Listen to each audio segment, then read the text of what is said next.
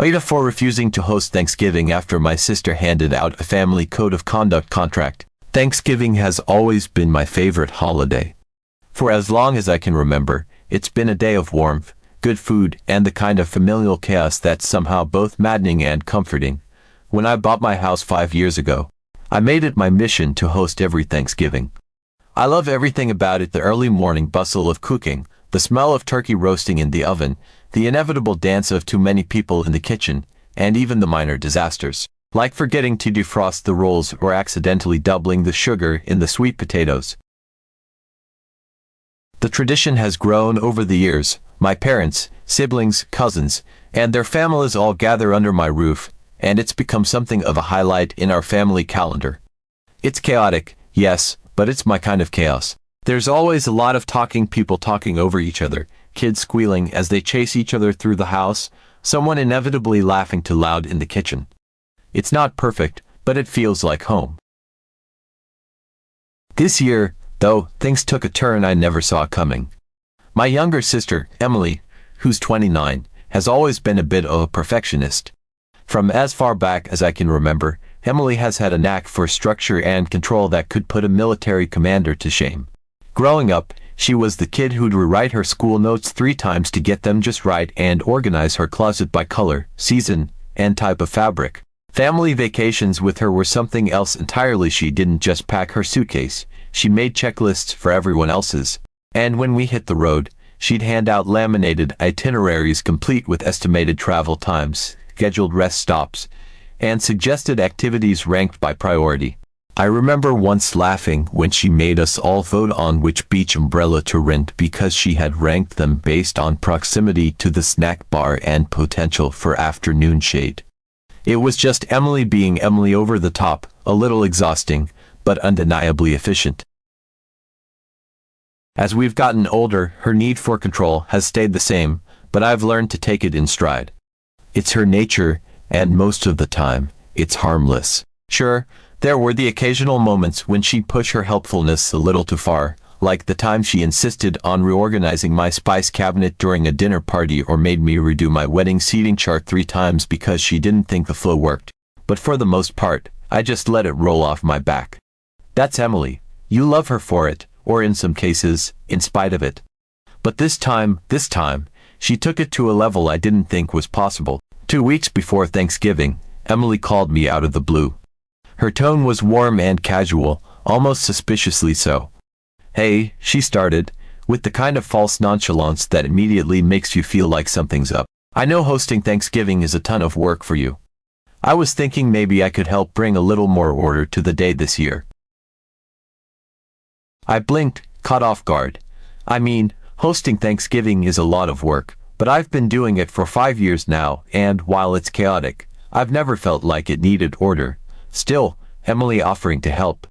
That was new. I'll admit, for a moment, I was relieved. Thanksgiving with 20 people under one roof is no small feat, and even though I love doing it, any extra set of hands is always welcome. My mind immediately jumped to practical things she could take off my plate. Maybe she wanted to coordinate who would bring which dishes, or maybe she was volunteering to help with cleanup. Those are the kinds of things I'd appreciate. "That sounds great," I told her, grateful for the offer. "I'm all for anything that makes the day run smoother." "Oh, perfect," she said, her voice practically crackling with excitement. "I've already started putting some ideas together." That should have been my first red flag, but I didn't think much of it at the time. Emily loves to plan, it's her thing. I figured she'd send out a group text or maybe a Google Doc to help organize the food. Little did I know what she had in store. A week before Thanksgiving, Emily showed up at my house unannounced. She had a stack of papers in her hands and an almost unnerving look of satisfaction on her face. "I've got something that's going to make this the best Thanksgiving ever," she said as she handed me the papers. The title of the document alone made me pause: Family Code of Conduct for Thanksgiving 2024. At first, I thought it was a joke. I actually laughed and said, "Oh, this is funny. Did you make this for kicks?" But Emily's face was very serious.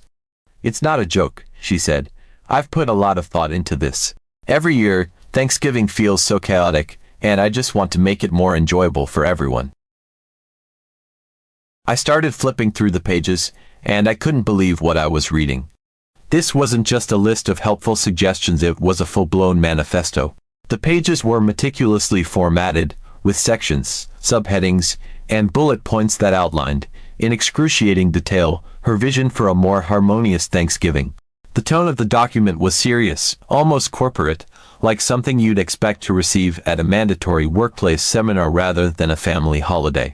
The words Code of Conduct were bolded and underlined at the top of the first page, as though this wasn't just a holiday gathering but a legally binding agreement. The opening paragraph set the tone. It read, "Every year, Thanksgiving has the potential to be a joyous and fulfilling day, but disorganization and unchecked chaos often undermine the experience. This code of conduct is designed to ensure that all family members can enjoy a peaceful, productive, and respectful holiday." I nearly dropped the papers right then and there. Peaceful, productive, and respectful. It sounded less like a holiday and more like a corporate retreat. As I continued reading, it became clear that Emily hadn't left anything to chance. The manifesto was divided into neatly labeled sections, each dedicated to a specific aspect of the day.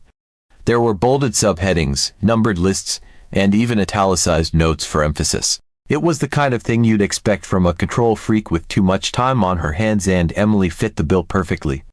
Some of the highlights included a ban on overlapping conversations at the dinner table. Emily explained, in a section titled Conversation Etiquette for Group Harmony, that the noise level during past Thanksgivings had been counterproductive to meaningful dialogue. Her solution? A rule against overlapping conversations. Instead, she proposed that we take turns speaking, like in a respectful debate club. To make sure this system worked, she suggested introducing a signal raising a hand, no less when someone wanted to speak. The thought of a room full of adults sitting in silence, hands raised like elementary school students waiting to be called on, was almost too much for me to process. I could barely suppress my laughter. A prohibition on political or controversial topics. According to Emily, these topics were conversation killers that created unnecessary tension and detracted from the holiday's purpose. There was an entire subheading dedicated to this rule, titled Fostering Inclusive and Neutral Conversations. To enforce it, she appointed herself as the final arbiter of what constituted a heated discussion. If a conversation started veering into territory she deemed too divisive, she reserved the right to intervene and shut it down. There was even a bullet point that read, "Should tensions arise, all parties will pause for a moment of reflection before resuming the discussion in a calmer tone." A dress code of smart casual. Emily argued that holiday photos were family heirlooms in the making and that people should put some effort into looking polished. There was a paragraph emphasizing the importance of aesthetic cohesion in family photos, complete with a note that said, "Sweatpants, athletic wear, and graphic t-shirts are not appropriate attire for a family gathering of this significance." She described the dress code as smart casual but left room for interpretation, adding that earth tones and classic patterns were preferable to anything too trendy or bold. Assigned seating. Under the heading Optimizing Seating Arrangements for Maximum Compatibility, Emily detailed how she had meticulously planned a seating chart to minimize conflicts and maximize interpersonal connections. She claimed to have considered everyone's personalities, strategically placing individuals next to those with whom they were most likely to enjoy meaningful conversations. Naturally, she positioned herself at the head of the table, ensuring she could guide the flow of discussion and oversee the overall atmosphere of the meal. A strict schedule. Perhaps the most baffling part of the document was the detailed timetable Emily had created for the day. It broke Thanksgiving into 15-minute increments, starting from the moment guests arrived and ending with a designated departure window. There were scheduled conversation breaks to prevent what she called verbal fatigue, a concept I didn't even know existed. There was a bullet point about allocating exactly 30 minutes for dessert and a reminder that any deviations from the schedule would require prior approval to ensure the day's flow remains intact. The deeper I got into the document, the more absurd it became. Emily had thought of everything, or, more accurately, overthought everything. There were even footnotes explaining the reasoning behind some of the rules. as though she expected pushback and wanted to preemptively defend herself. For example, under the dress code section, there was a note that read, "Studies show that dressing appropriately for events can boost confidence and foster a sense of unity among attendees." Under the assigned seating section, she cited research on social dynamics as justification for her carefully curated chart. I couldn't believe what I was reading. This wasn't just a list of ideas to make the day easier. This was a full-blown takeover of Thanksgiving, complete with policies, procedures, and even a vague threat of enforcement. It was so over the top that for a moment, I wondered if she was pranking me. But no, this was classic Emily, overly structured, uncomfortably rigid, and completely tone-deaf to the fact that no one else in the family would ever agree to this. By the time I finished skimming the document, my head was spinning. This wasn't Thanksgiving. This was a dystopian family experiment disguised as a holiday. I was stunned. I didn't know whether to laugh, cry, or call someone for backup. "Emily," I said, trying to keep my voice steady, "this is a lot. Don't you think it'll make things better?" She asked, completely earnest. "Every year, it's so chaotic. This will help everyone enjoy the day more." I tried to reason with her. "Thanksgiving is supposed to be chaotic," I said. "That's part of the charm. It's messy and loud and a little imperfect, but that's what makes it feel real. I don't think anyone wants to follow a code of conduct." She didn't take that well. "You're not taking this seriously," she said, crossing her arms. "I'm just trying to help, and you're being dismissive, because it's ridiculous," I said. "If you want Thanksgiving to be that structured, maybe you should host it yourself." I didn't expect her to take me up on that, but she did. Within hours, she sent out a mass email to the entire family, announcing that she would be hosting Thanksgiving this year instead. She attached the family code of conduct and insisted that everyone read and sign it before attending. She even included a line that said, "Failure to adhere to the code of conduct will result in immediate removal from the premises." The family response was mixed, to say the least. My mom called me and said I should have just gone along with it to keep the peace. My brother, Mike, who has zero tolerance for Emily's antics, declared that he wasn't going anywhere that required a holiday constitution. My dad, ever the diplomat, tried to mediate, but even he couldn't convince Emily to back down. Now, the family is completely divided. Some people are siding with Emily, saying I overreacted and should have let her implement her improvements. Others think Emily has gone off the deep end and are refusing to attend her hyper-regulated Thanksgiving. And me? I'm stuck in the middle, feeling like the bad guy for standing my ground. Should I have just humored her for the day? Should I have let her turn Thanksgiving into a regimented experiment in family dynamics? Or was I right to put my foot down and protect the chaotic, messy, imperfect tradition I hold so dear? One thing's for sure, Thanksgiving will never be the same. Update. After reading the family code of conduct from start to finish and sitting in stunned silence for a solid 10 minutes, I decided I couldn't let this slide. It wasn't just about me. I knew my entire family would lose their minds if they had to deal with Emily's holiday dictatorship. I also knew that this wasn't something I could quietly dismiss or handle one-on-one with her. Emily wasn't going to back down unless she was faced with overwhelming, undeniable proof that her rules were, in fact, ridiculous. If it were just me saying it, she'd write me off as overreacting, but if the entire family spoke up, she'd have no choice but to face reality. That's when I got the idea to bring this up in the family group chat. We've had this group chat for years. It's where we plan birthdays, holidays, and random get-togethers. It's also a place where we've hashed out arguments before, so it felt like the right forum for this. Plus, Emily was in the chat, so there'd be no behind-the-back conversations or accusations of gossiping. Everything would be out in the open. I grabbed my phone, opened the chat, and typed out a message. I decided to keep it direct and to the point, at least to start. I said something like, "Hi everyone, quick question. Does anyone actually agree with Emily's Thanksgiving rules? I just read her code of conduct, and honestly, I'm struggling to understand how this is supposed to make the day better. I'd love to hear everyone's honest opinions." Almost immediately, my phone started buzzing with replies.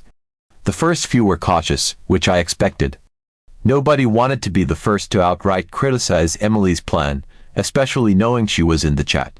My mom was the first to respond, saying something vague about how Emily means well and how we should all try to get along. My cousin Sarah chimed in with a message that was so neutral it was almost comical. I haven't really thought about it.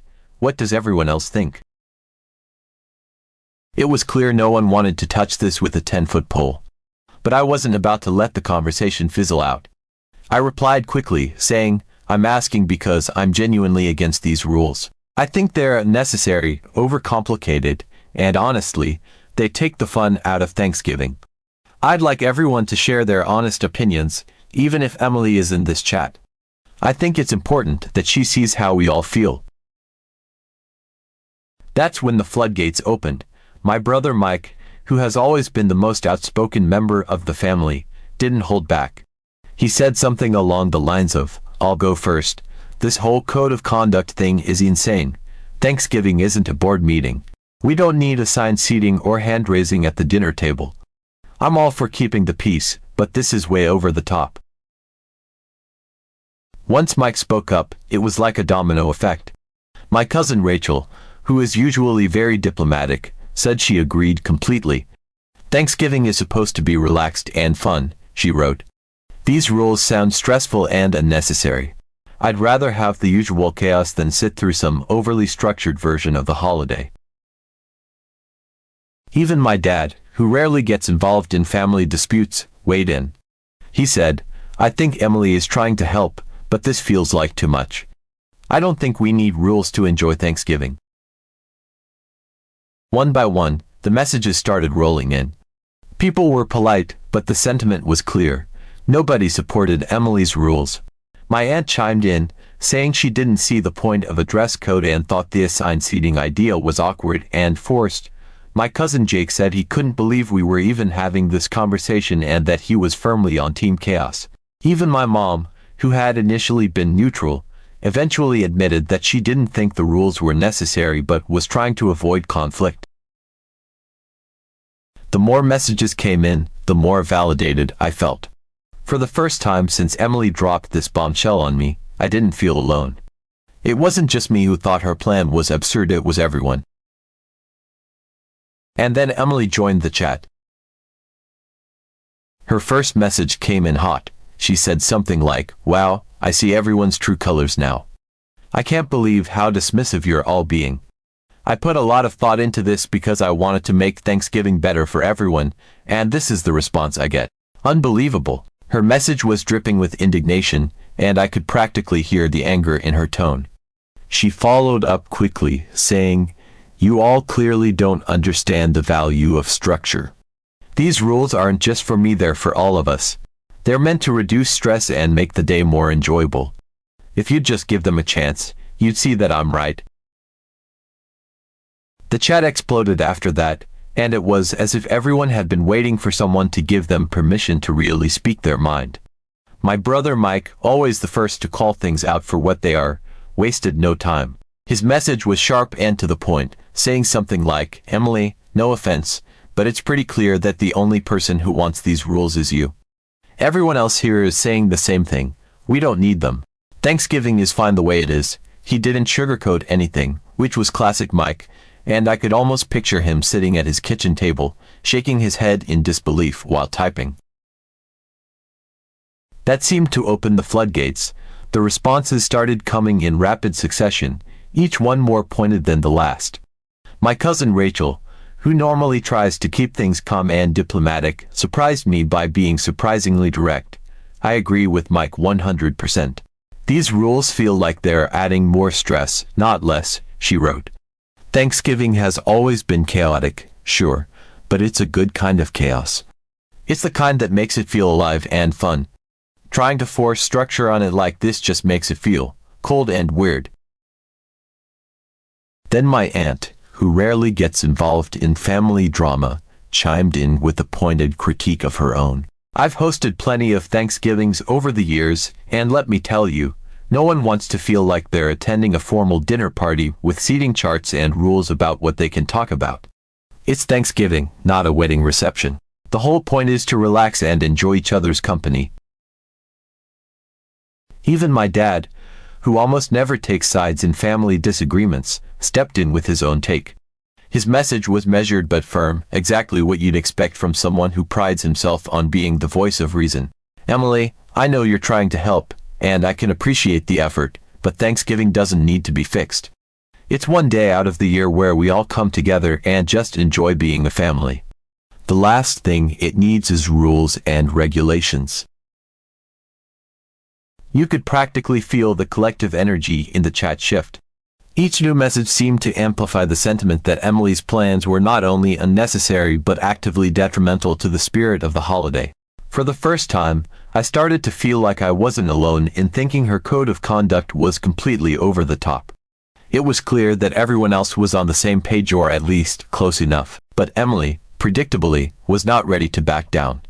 She came back into the conversation with what I could only describe as a mix of frustration and condescension. "You all just don't get it," she wrote.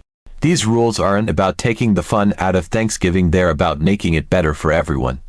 You're all so used to the chaos that you don't even realize how much better things could be with a little bit of structure. I'm doing this for the benefit of the family, whether you realize it or not."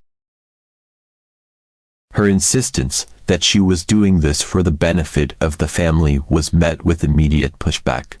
People started replying almost simultaneously, their messages popping up faster than I could read them. My brother Mike was the first to respond, saying, "Emily, I think the problem here is that you're the only one who thinks these rules would make Thanksgiving better. Everyone else is perfectly happy with how it's been for years. Just because you think it's chaotic doesn't mean the rest of us do." Rachel followed up quickly, saying, "Exactly. The chaos is what makes it feel like a real family holiday. Trying to strip that away with rules and timetables doesn't make it better, it just makes it feel artificial." Even my usually quiet cousin Jake, who rarely contributes much to the group chat, couldn't resist chiming in. "Emily, no offense, but the only person these rules seem to be benefiting is you. Nobody else wants to raise their hand to speak or stick to some dress code. It's Thanksgiving. We just want to eat and have a good time." Emily, however, was determined to dig her heels in.